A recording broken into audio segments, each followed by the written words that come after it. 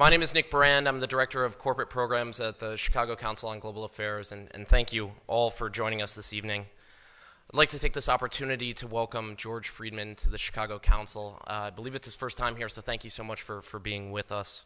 No place is really pacific for very long. I mean, neither the United States, we have constant wars, okay? Europe will, I suspect, not return to the 31 years, but it will return to humanity. They will have their wars, they will have their peace, they will live their lives. It will not be 100 million dead, but the idea of the European exceptionalism, I think, is the one suffering the first death. There will be conflict. There was conflict in Yugoslavia, and there's certainly conflict now in Ukraine. As to the relationship to the United States, we no longer have a relationship with Europe. We have a relationship with Romania, we have a relationship with France. There is no Europe to have a relationship with. Yes, the gentleman in the fourth row over here. Excuse me.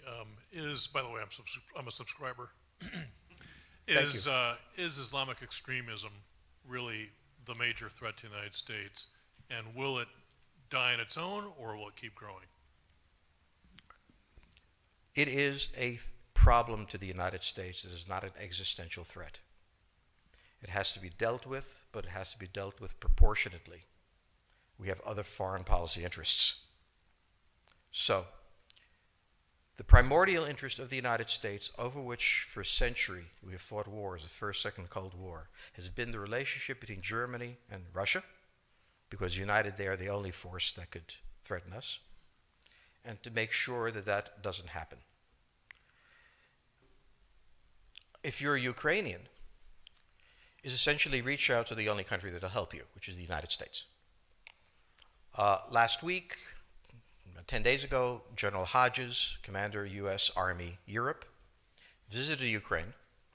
He announced that U.S. trainers would now officially be coming, not just unofficially coming.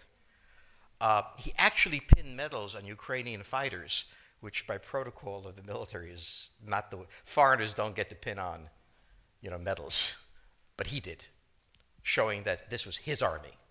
He then left and in the Baltics announced that the United States would be pre-positioning armor, artillery, and other equipment in the Baltics, Poland, Romania, and Bulgaria, which is a very interesting point. So the United States, and now yesterday the United States announced that it would be sending weapons.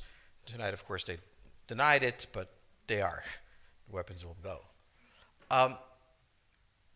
In all of this, the United States has acted outside the context of NATO.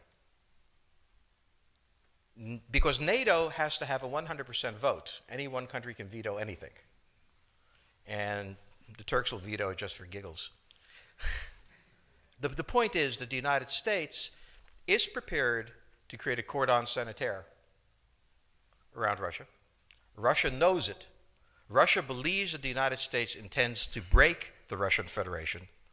I think that, as Peter Lorre put it, we don't want to kill you, we just want to hurt you a little bit. Either way, we are back at the old game. And if you go ask a Pole or a Hungarian or a Romanian, they live in a totally different universe from a German. And they live in a totally different universe from a Spaniard. So there is no commonality in Europe. But if I were a Ukrainian, I would do exactly what they're doing. Try to draw the Americans in. All right, next question, please. The United States has a fundamental interest. It controls all the oceans of the world. No power has ever done that.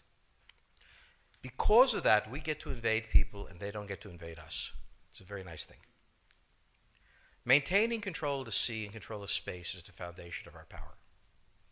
The best way to defeat an enemy fleet is to not let it be built. The way the British managed to make certain that no European power could build a fleet was to make sure the Europeans were at each other's throats. The policy that I would recommend is the one that Ronald Reagan adopted toward Iran and Iraq. He funded both sides so they would fight each other and not fight us. This was cynical. It was certainly not moral. It worked. And this is the point. The United States cannot occupy Eurasia. The moment the first boot sets the ground, the demographic differential is we are totally outnumbered.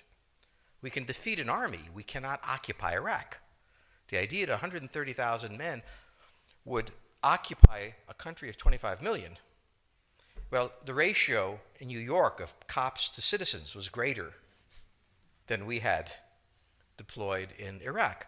So we don't have the ability to go across, but we do have the ability to, first, support various contending powers so they concentrate in themselves with political support, some economic support, military support, advisors, and in extremis, do what we did in Japan, in Vietnam, in Iraq, and in Afghanistan, spoiling attacks. The spoiling attack is not intended to defeat the enemy. It's intended to throw him off balance. What we did in each of these wars, in Afghanistan, for example, is we threw Al-Qaeda off balance. The problem we have, since we're young and stupid, is that having thrown them off balance, instead of saying, okay, job well done, let's go home, we said, well, that was easy. Why don't we build a democracy here? This was the moment of dementia that came in. The answer, therefore, is the United States cannot constantly be intervening throughout Eurasia. It must be selectively intervening and very rarely. That is the extreme moment. We cannot, as the first step, send American troops. And when we send American troops, we have to clearly understand what the mission is, limit it to that, and not develop all sorts of psychotic fantasies. So hopefully we've learned that this time. It takes a while for kids to learn lessons. But I think you're absolutely right. We cannot, as an empire, do that. Britain didn't occupy India. It took various Indian states and turned them against each other and provided some British officers for an Indian army. The Romans did not send vast armies out there. It placed kings like, various kings it created under the emperor, and those kings were responsible for maintaining the peace. Pontius Pilate was an example.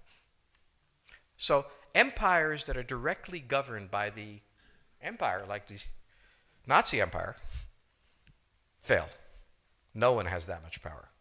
You have to have a level of cleverness. However, our problem is not yet that. It is actually admitting that we have an empire. So we haven't even gotten to that point where we don't think we can kind of go home and it'll be over and done. And so we're not even ready for chapter 3 of the book. Next question, please. Yes, the gentleman right here in the fourth row.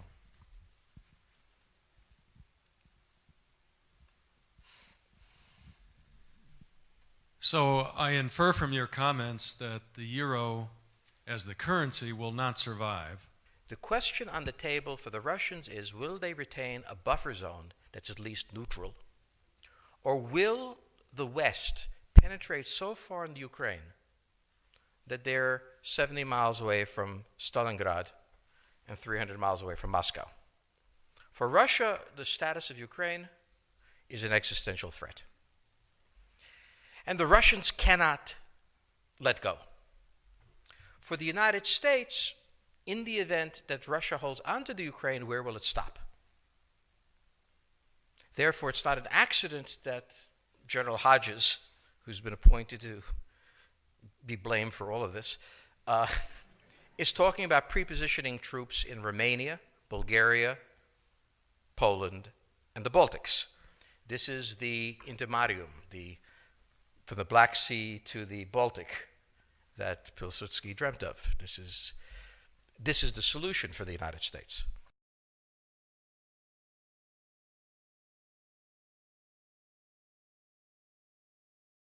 The issue to which we don't have the answer is, what will Germany do?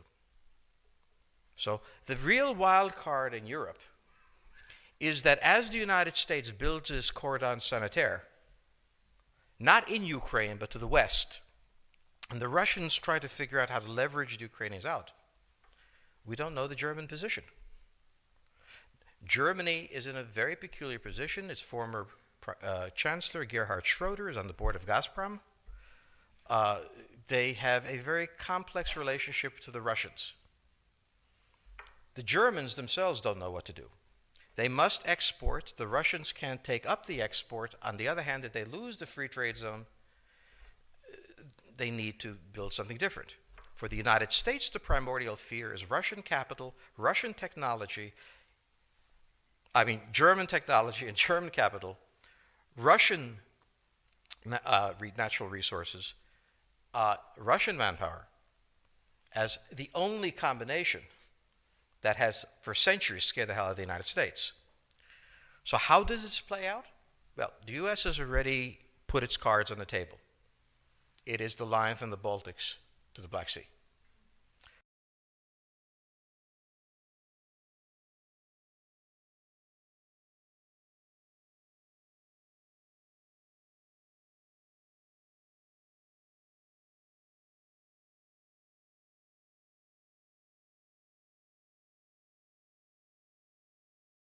For the Russians, their cards have always been on the table. They must have at least a neutral Ukraine, not a pro-Western Ukraine. Belarus is another question.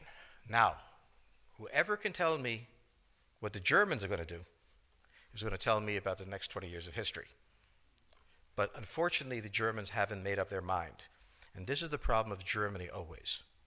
Enormously economically powerful, geopolitically very fragile, and never quite knowing how to reconcile the two. Ever since 1871, this has been the German question, the question of Europe. Think about the German question, because now it's coming up again. That's the next question that we have to address. And we don't know how to address it. We don't know what they're going to do. And unfortunately, that's all we have time for this evening.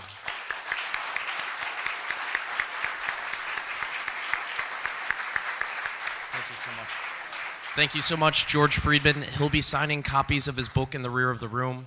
Thank you as well to the Chicago Club for co-sponsoring this evening. Good night.